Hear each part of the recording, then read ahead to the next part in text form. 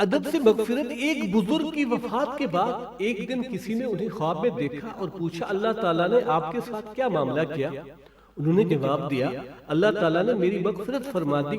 पूछा किस अमल पर? उन्होंने जवाब में फरमाया, एक रोज मैं अस्फहान जा रहा था, रास्ते में जोर की बारिश शुरू हो गई। मुझे सबसे ज्यादा फिक्र इस बात की थी कि मेरे साथ कुछ किताबें हैं, अगर वो ज़ाय हो गई तो मेरी सारी पूंजी लुट जाएगी।